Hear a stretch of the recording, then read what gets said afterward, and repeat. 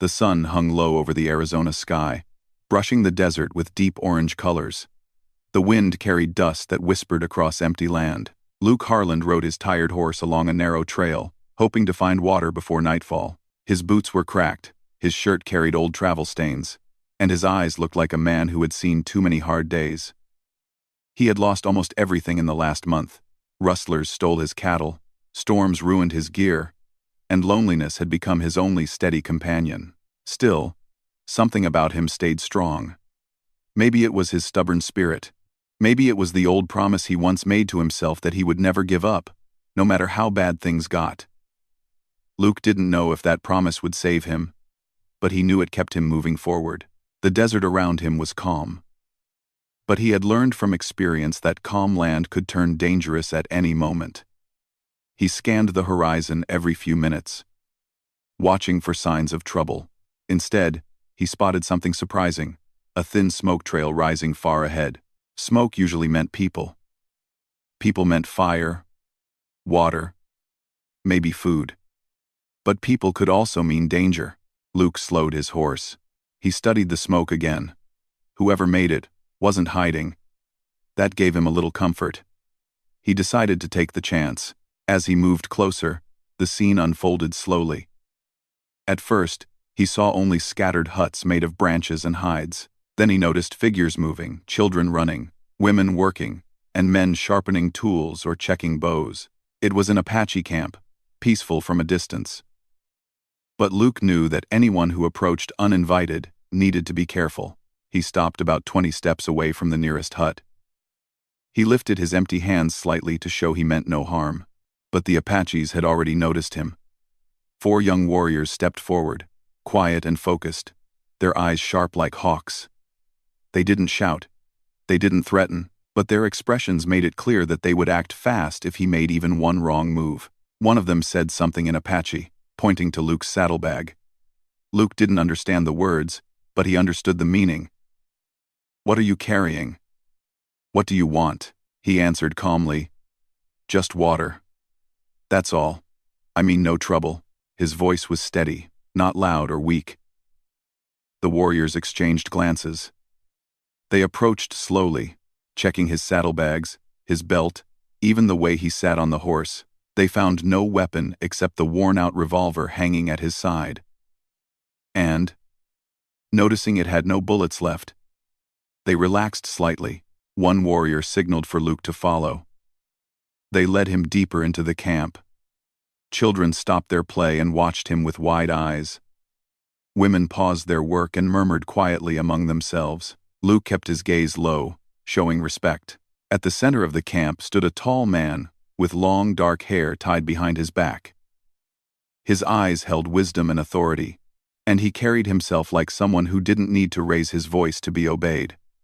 This was Chief Maka, a leader known for his fairness and strength. The warriors spoke to him briefly in their language. Chief Maka listened calmly, then stepped forward. "You say you want water?" the chief asked in steady English. "Yes, sir," Luke replied. "I've been riding a long time with nothing left. If you allow it, I'll drink and be on my way." Chief Maka studied him quietly. His eyes were sharp, but not unkind. "What brings you through our land?" he asked. Luke hesitated for a moment, choosing honesty. "Lost my cattle to thieves. Lost my way after that. I'm trying to find a new path." The chief nodded thoughtfully. "A man with nothing left can be dangerous," he said. "But he can also be honest. The land listens. If you lie, it will expose you." Luke met his gaze. "I won't lie." Chief Maka held his eyes for several seconds, then finally signaled to the women nearby. One of them brought Luke a clay pot filled with cool water. Luke thanked her politely and drank slowly, grateful for every drop. The chief allowed him to stay near the camp for one night, explaining clearly that he would be watched. Luke understood. Trust was something that had to be earned. As dusk settled, the village prepared for night. Fires glowed softly, and the sounds of conversation drifted through the air. Luke tied his horse near a tree at the edge of the camp and sat down to rest. His body ached, but his mind stayed alert. Something felt tense. The air carried a sense of worry, almost like the entire camp was waiting for something. Luke saw two men arguing quietly near the main fire. He couldn't hear the words, but he could tell by their gestures that the discussion wasn't simple. A few women hurried their children inside the huts earlier than usual. A young warrior kept pacing along the boundary of the camp, looking into the darkness as if expecting danger. Luke's instinct sharpened. He trusted his instincts. They had saved him more times than luck ever had. Late into the night, when the camp fell quiet and the moon rose high, Luke woke suddenly. He wasn't sure what stirred him, maybe a sound, maybe a feeling, but he knew something was wrong. He heard faint whispers coming from the outskirts of the camp. He moved quietly through the shadows, careful not to alarm anyone. Behind a cluster of rocks near the north side, he spotted them, three men crouched low, talking in harsh, hurried whispers. They weren't Apache. Their clothes, accents, and movements told Luke exactly who they were, settlers from a nearby town. One of them held a rifle. Another pointed toward the camp.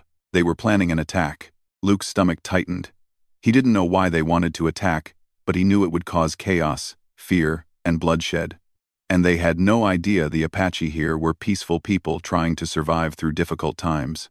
He had a choice: stay silent and save himself, or warn the people who had allowed him to drink their water and rest on their land. He didn't have to think long. Luke moved away from the rocks and hurried back into the camp, keeping his steps light. He headed straight toward Chief Maka's hut. Two guards stepped forward instantly, but he raised his hands. "I need to speak to your chief," he said urgently. They exchanged glances, then one went inside. Moments later, Chief Maka stepped out, alert and serious. "What is it?" he asked. Luke took a breath. "There are men out there. Not far. They're planning to attack you at dawn." The chief didn't react with fear.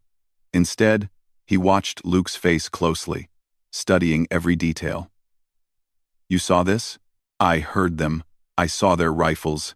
They're close." Chief Maka nodded slowly, then called out in his language.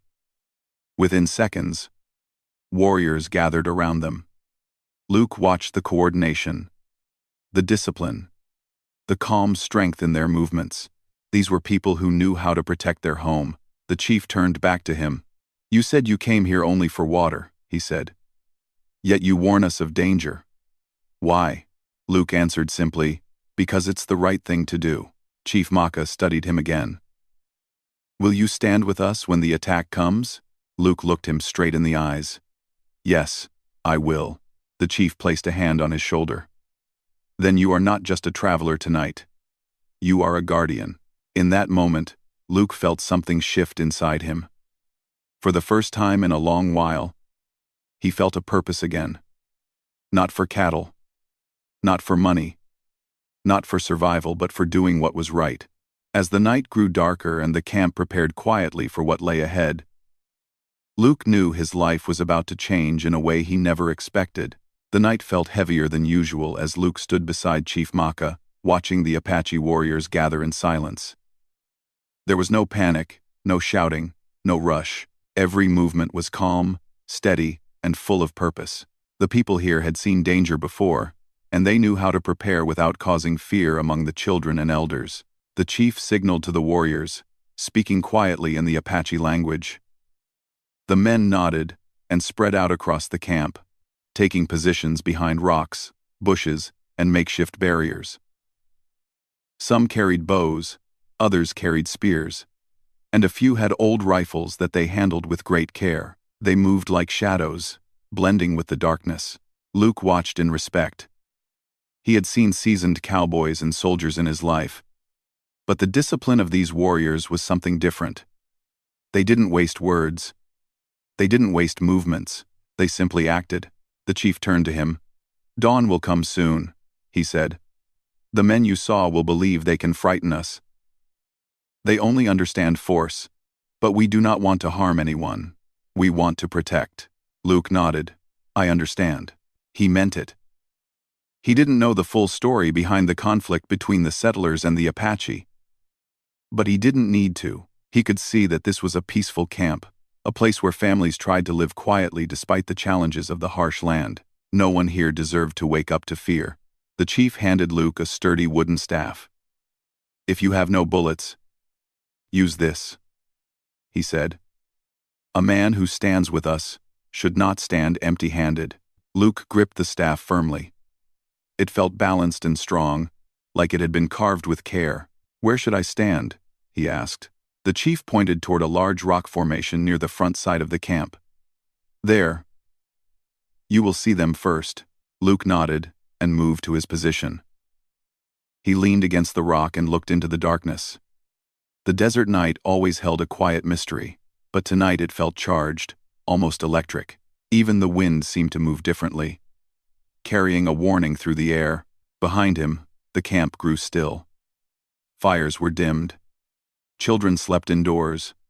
Women whispered prayers. Elderly men sat with calm dignity, knowing that danger was close but trusting their warriors. Luke felt a deep responsibility settle over him. He wasn't Apache. He wasn't family. He wasn't even a friend yet. But the chief had trusted him enough to ask him to stand with them. That meant something. And Luke was a man who valued loyalty more than anything else. Minutes slowly turned into hours. The faint light of early morning started to touch the sky. The world shifted from dark blue to soft gray. Luke's grip on the staff tightened. The attacking men would arrive soon. His heart beat louder in his ears, but he stayed steady. He had been in danger before. He had faced storms, wild animals, and gunfire. But this felt different. He wasn't fighting for himself. He was fighting to protect innocent people who had shown him respect. A distant crunch of footsteps broke the silence. Luke straightened. He peered into the shadows and saw movement. 3, then 4, then 6 men appeared, moving carefully but confidently. They carried rifles. Their clothes were dusty, and their faces were hard, shaped by anger or resentment. They seemed to believe they were doing something necessary, even heroic, though Luke knew they were only causing trouble. The leader whispered orders and pointed toward the camp. The men spread out, planning to surround the villagers. Luke knew he needed to act before they got too close. He stepped from behind the rock and called out, "Stop right there!" The attackers froze. Confusion flashed on their faces when they recognized Luke. "What are you doing here?" one of them asked sharply. "Trying to prevent you from making a mistake," Luke replied. The leader scoffed. "Mistake? These people have been taking supplies, causing trouble. You know that." Luke shook his head. "These are families, children, elders. They haven't attacked anyone. They don't belong here," the leader snapped. "Neither do you," Luke answered calmly. "This isn't your land to claim." Before the attackers could argue again, Chief Maka stepped forward, appearing from behind a cluster of rocks. Even in the dim morning light, his presence commanded attention. "This place is our home," he said in firm English. "We seek peace. But we will not run." The men tightened their grips on their rifles. They weren't expecting the Apache to be awake or prepared. One man whispered nervously, "Chief, we don't want to fight." "Then leave," Chief Maka said. Tension grew thick in the air. Luke felt sweat gather on his neck. He knew one wrong move could start violence no one wanted. The leader raised his rifle slightly. "Move out of the way, cowboy. You ain't one of them." Luke took a step forward, placing himself between the attackers and the camp. "I am today," he said. For a moment, the attackers hesitated. They didn't expect resistance from Luke, someone they assumed shared their views. His stance made them uncertain. One of the attackers whispered, "Maybe we should go. The chief ain't lying. There are families here." But the leader wasn't convinced. His pride was stronger than his reasoning. "We finish what we came to do," he growled. Before he could lift his rifle, an arrow struck the ground near his feet. Not to harm him, just to warn him. Every attacker looked around in shock. More Apache warriors rose from behind rocks and bushes, bowstrings pulled tight, spears ready. They had the camp surrounded from every angle. There was no yelling, no screaming, just calm readiness. The attackers were outnumbered, outmaneuvered, and completely surprised. Chief Maka stepped beside Luke. "You came with anger," he said. "Leave with your lives." The leader's hands trembled, his rifle lowered. The other attackers followed, their confidence melting away in the face of the silent, powerful defense surrounding them. One of the younger attackers swallowed hard. "We didn't know," he muttered. "We just thought." You thought wrong," Luke said quietly. "Sometimes, all it takes is a conversation to understand people." The leader looked at Luke with frustration, then at the chief, then at the warriors. He knew he had no choice. Finally, he said, "We're leaving." Chief Maka nodded once as the men backed away slowly. Not a single Apache fired an arrow. Not a single warrior moved. They simply watched until the attackers disappeared into the desert. When the danger had fully passed, the camp released a collective breath. Women stepped out from the huts. Children peeked from behind their mothers. Warriors lowered their weapons. Chief Maka turned to Luke. "You stood with us," he said. "You could have walked away. You could have stayed silent. But you chose to protect." Luke felt the weight of those words. "It was the right thing to do," he said quietly. The chief studied him with pride. "A man who risks his life for others is a man of honor. Today, you became more than a traveler. Today, you became a part of our story." Luke didn't know how to respond. He had never sought praise, but hearing those words touched something deep inside him.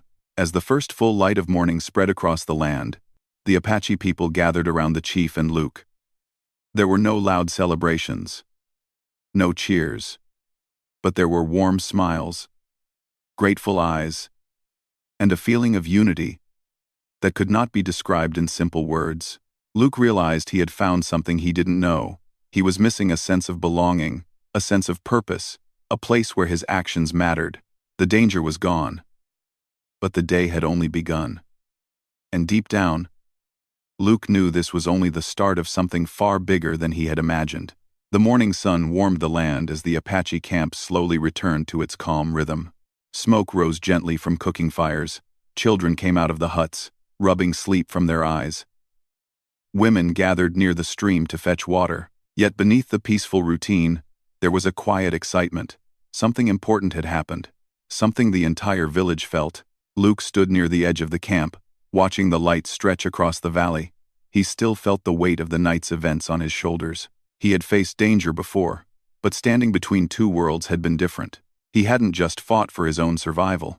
He had protected people who barely knew him, and they had trusted him more than some folks he had known his whole life. Chief Maka approached him, walking with the slow, steady steps of a man carrying great responsibility. His expression was thoughtful, but there was a hint of warmth in his eyes. "You should eat with us," the chief said. Luke nodded. The chief's invitation wasn't small, it was a sign of respect. He followed him toward the main fire, where women were preparing a simple breakfast. As Luke sat down, he noticed the chief's daughters nearby. They were helping the elders and speaking quietly among themselves, but every now and then, one of them looked his way with curiosity. The chief's eldest daughter, Taya, stood a little apart from the others. She carried herself with calm strength, her long dark hair braided neatly. Her eyes were sharp but kind. She watched Luke for a moment, not with suspicion, but with interest. After the meal, the chief called for a council meeting. The entire village gathered in a wide circle. Luke felt unsure if he should join, but the chief motioned for him to stand near his side. "This morning," Chief Maka began, "we speak not of fear, but of gratitude." The murmurs in the crowd quieted. "Last night, a stranger warned us of danger. He stood with us when the threat came. He did not run. He did not hide. He stood in front of the rifles pointed at our homes." The warriors nodded respectfully. The women looked at Luke with appreciation. Even the children whispered his name. "Luke Harland," the chief continued, "came seeking only water. But he gave us something greater than a drink. He gave us his courage." Luke lowered his gaze, feeling a little embarrassed by the attention. He didn't do it for praise, But seeing the gratitude on their faces touched him deeply. Chief Maka raised his hand, and the camp grew even quieter. In our culture, he said, family is not only those who share our blood. Family is those who stand beside us when the world grows dark. He paused, letting the words settle. So today, I offer a rare honor. Luke looked up, unsure of what was coming. Luke has earned the right to choose a place among our people, the chief said. He may choose one of my daughters to become part of his life, not as property, not as something earned in battle, but as a symbol of unity, trust, and shared respect. The crowd watched Luke closely. The chief continued, speaking carefully. He may choose one daughter to become like a sister to him, someone who will teach him our ways, guide him, and welcome him fully into our family. This is our way of honoring a brave man who protected us. Luke felt surprised. He had expected thanks, maybe a shared meal, but not this. He looked at the chief, trying to understand the depth of the gesture. In Apache culture, being welcomed into a family was not just symbolic. It meant becoming a part of their world, sharing their burdens and joys, becoming someone they trusted deeply. The chief's daughters stepped forward. Each one carried a small gift. The youngest, Nari, held a woven blanket. Its patterns were bright and carefully detailed. This is for warmth, she said softly. Every thread carries a blessing. The middle daughter, Sira, stepped next. She carried a beaded necklace. This is for protection, she told him. The beads represent strength and calm. Finally, Taya approached. She held a ceremonial knife in a beautifully crafted leather sheath. It was more symbolic than practical. The blade was not meant for battle, but for honor. This is for responsibility, she said, her voice steady. A reminder that family carries duties, not just comfort. Luke looked at each gift, humbled by the meaning behind them. The chief spoke again.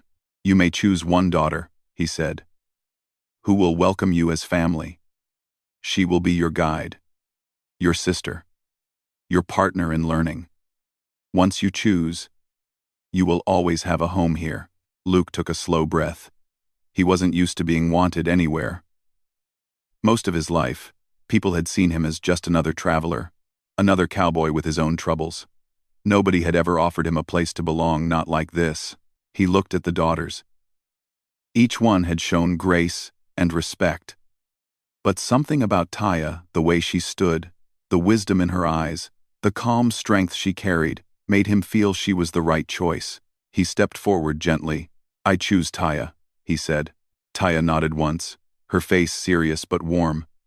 There was pride in her eyes, not surprise. As if she had seen something in him from the moment he arrived, the village reacted with quiet approval. It wasn't loud or dramatic, but the smiles, the nods, and the soft murmurs said everything. Luke felt something inside him shift, like the start of a new path. One he hadn't expected to walk. Taya placed the ceremonial knife into his hands. From today, she said, you are not alone. You are part of us. Luke felt a lump in his throat. Thank you, he said, his voice low but sincere. The rest of the morning was filled with gentle celebration. Women prepared special food. Children danced around the fire. Warriors shook Luke's hand and offered short words of respect. For the first time in a long time, Luke felt seen not as a drifter, not as someone broken by life, but as someone valued. Later in the afternoon, Taya guided Luke through the village. She showed him the places where the people worked, hunted, cooked, and gathered. She explained the meaning behind their daily rituals, their symbols, their traditions. Luke listened carefully, wanting to understand everything. At one point, Taya stopped near a tall pine tree at the edge of the camp. This is where we come to think, she said. Where we speak to the land. Luke listened to the wind passing through the branches. It's peaceful, he said. Taya nodded. You have strength, Luke, but you also carry old burdens. The land can help you let them go. Luke looked at her, surprised by her insight. You barely know me. I know enough, she replied gently. For the first time in years, Luke felt like someone truly understood him, not through words, but through presence. As evening approached, the sky turned golden. The day's heat faded into a cool, soft breeze.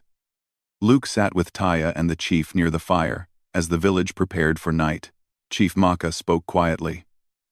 "Today, you joined our family," he said. "That brings responsibilities, protection, respect, learning. You will walk with Taya. She will teach you our ways." Luke nodded. "I won't disappoint you." The chief smiled faintly. "I believe that." The fire crackled gently. The stars began to appear. Luke felt something he hadn't felt in a long time: peace. Real peace. He realized that courage during the night's danger had brought him more than safety. It had brought him a home.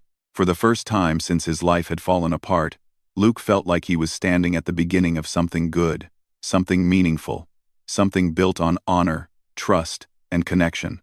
And deep inside, he knew his journey with the Apache people, with Taya, with Chief Maka, with this new family, was only just beginning. Days passed peacefully in the Apache camp, but every day brought new lessons for Luke. He woke before sunrise, just as Taya had taught him, standing quietly as the sky changed from dark blue to soft pink.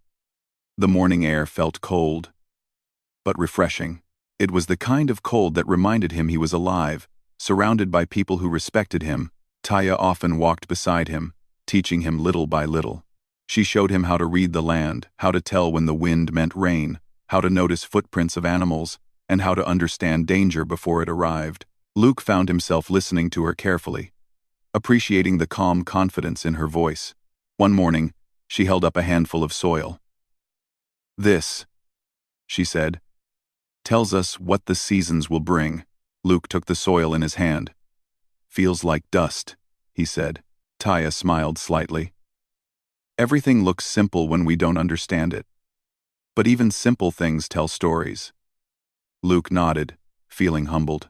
He realized there was so much he had never learned, so much the Apache people understood naturally. A few days later, Taya guided him to a quiet hill overlooking the valley. The view was peaceful. The stream glittered in the sunlight. Families moved gently around their huts, and children's laughter floated through the air. Luke felt a warm sense of belonging settle inside him. Taya looked at him thoughtfully. "You walk differently now," she said. "How so?" he asked. "Before, you walked like a man who didn't know where he belonged. Now you walk like you have roots."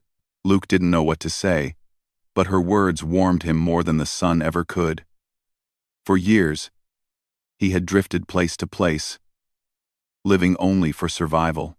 Now, for the first time, he felt grounded, like the earth beneath him recognized his footsteps. Meanwhile, Chief Maka watched Luke closely, not with suspicion, but with hope. He had seen many men come and go, some good, some harmful. But Luke was different. He carried hardship, yet he didn't let it poison his heart. The chief believed Luke could become a strong guardian for his people, someone who could walk between two worlds without losing his integrity. One evening, the chief called Luke to sit with him near the fire. The flames lit their faces with soft orange light. "You have learned much," Chief Maka said.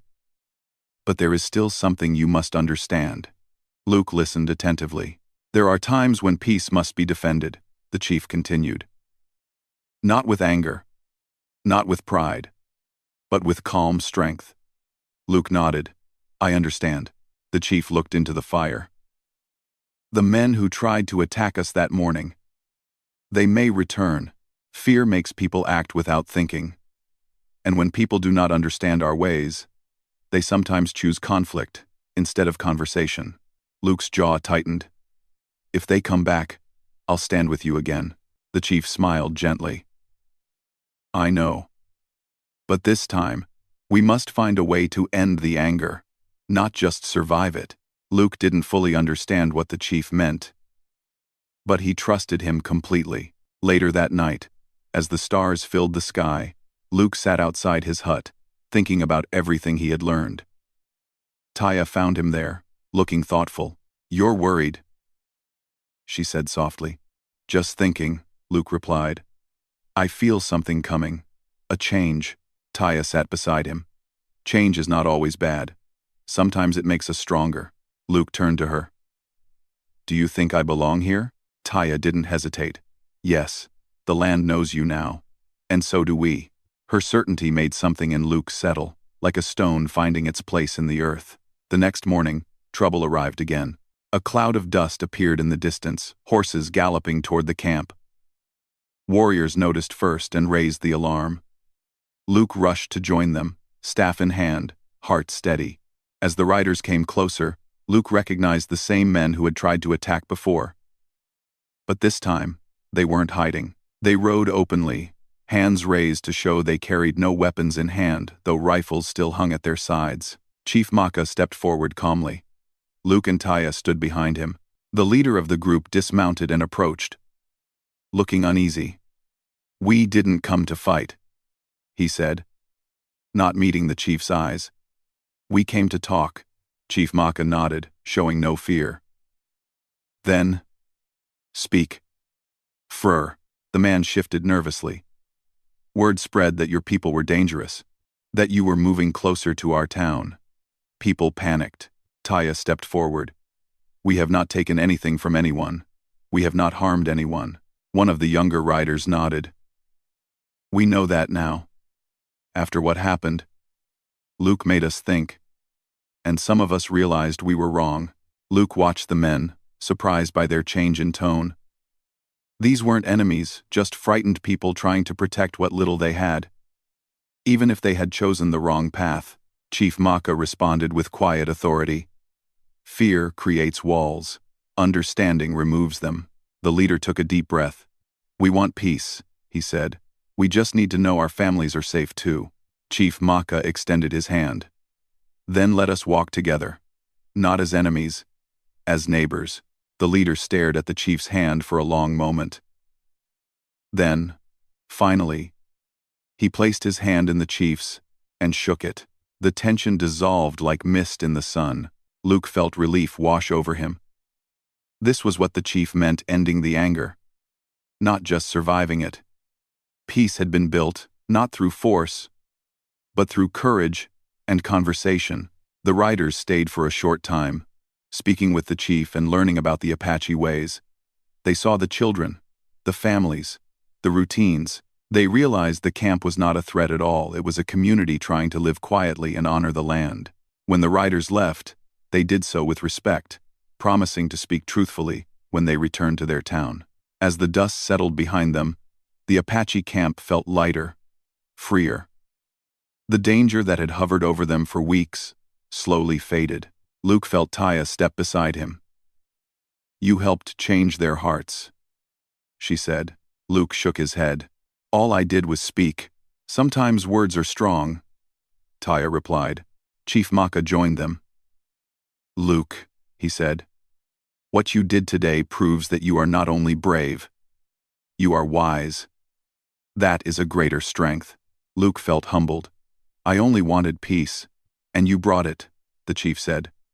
Because of you, our future is safer. The camp gathered around them. Warriors smiled. Women nodded warmly.